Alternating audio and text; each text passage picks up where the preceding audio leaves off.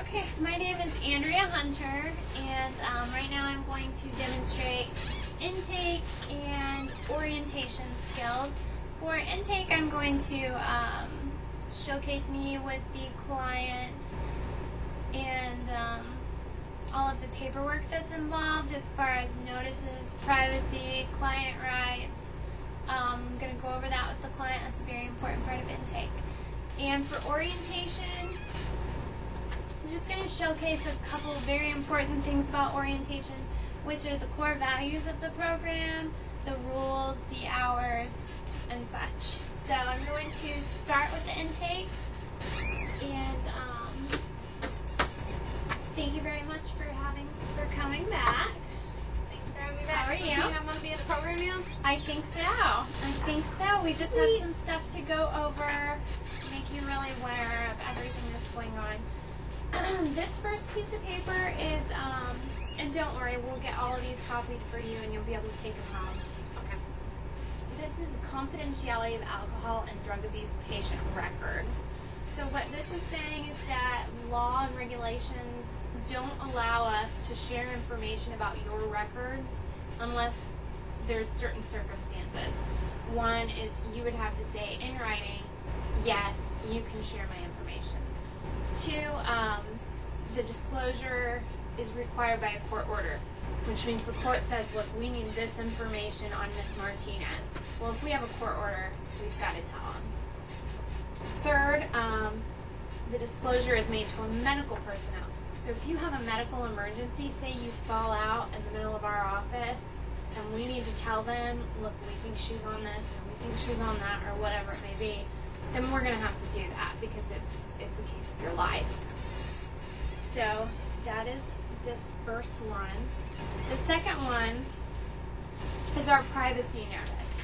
And this is kind of lengthy, but we're going to go ahead and review it. This is basically how the medical information that we have about you can be used and how you can get access to that information.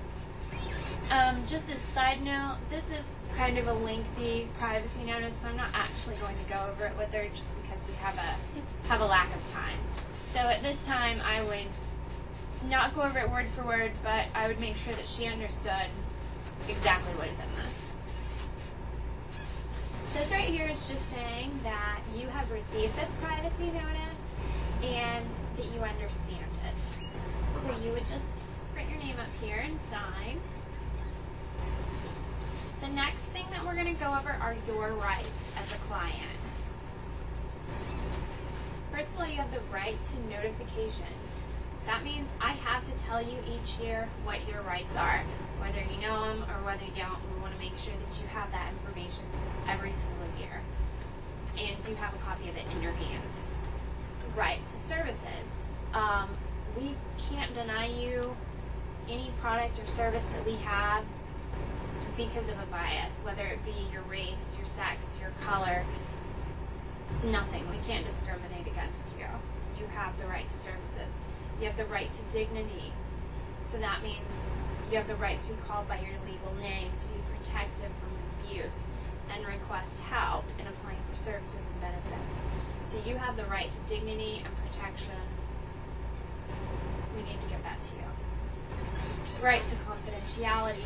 We just went over that a little bit, but you have the right to know that your business isn't going to be all out in the open, that we actually have very strict rules and regulations in place that keep your information from getting leaked out into the public or even around the building.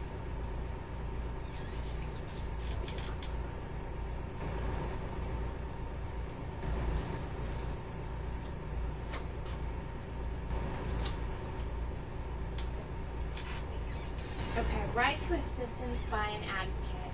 That means that we are going to appoint you a person to help assure that your complaint or your request is being heard. Okay, so I don't have to pay for it, like, if I feel like, somebody just cussed me out as staff, I don't got to pay for it, right? You don't have to pay for it. Like, I'm not going to have to pay to go in and deal with the issue. No, if you have an issue with a staff member, we will get you whoever you need to talk to. That's okay that you have that issue. We can work it out. But no, you're not going to be in trouble for having a grievance with another man, with another, staff member. I'm sorry. So right here, this is just saying that you have received your client's rights and your name, signature, and then we'll need a witness. This right here is your consent to treatment. What this is saying is basically that you are consenting to be treated. So you're saying it's okay, I want to be here. This also states more, all information will be considered confidential. So there's that confidentiality stressed once again. Let's see. And without this form being signed, we can't treat you. We can't counsel you. We can't get you any case management services. But this form means though that like my boyfriend can't call here and get no information on me, right? No, he would not be able to call and get information. Unless he is your emergency contact and something were to happen, he can't call and get information. He can call by night. Okay. This is your notice of medical records. This is just basically saying that the laws of Virginia require that we keep client medical records for 10 years after discharge. So we just have to let you know that even after you're done with this program, we'll still have your records on file for another 10 years. Oh, okay. So, and this right here, this is signature page.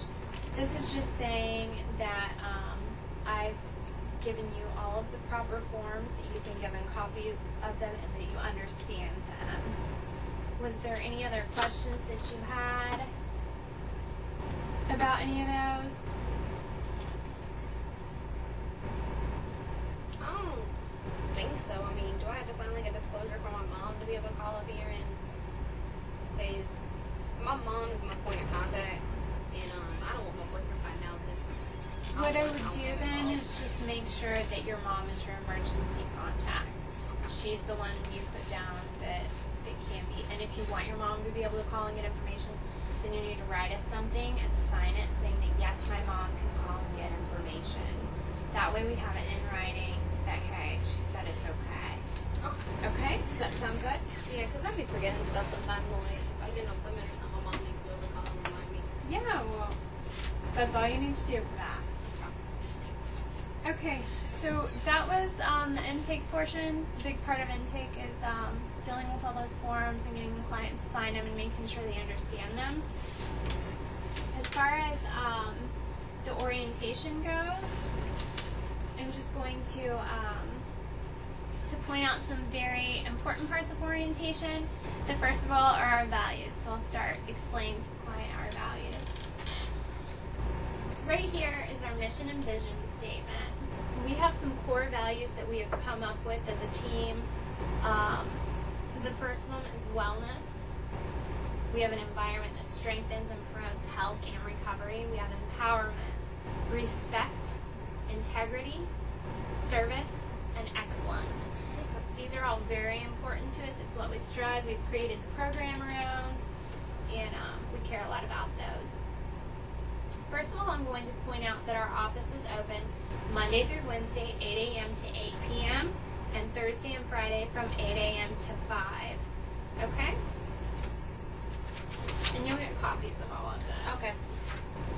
So, if something should happen and we are not open, this is the number that you need to call if you have an emergency.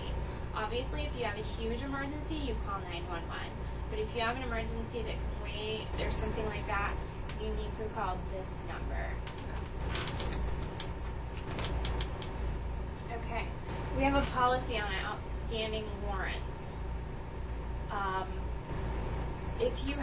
Do you know if you have any outstanding warrants? No, I only got arrested once, and I went to court, and I'm on first time offender status. So, Okay. If I got something, y'all need to tell me this. Okay. This is just saying that if you do have a warrant, we cannot treat you until you've gotten that cleared up. Oh, okay. So since you do not have one, it doesn't really apply to you. Okay. We have certain as for the rules of the program, we have certain different offenses that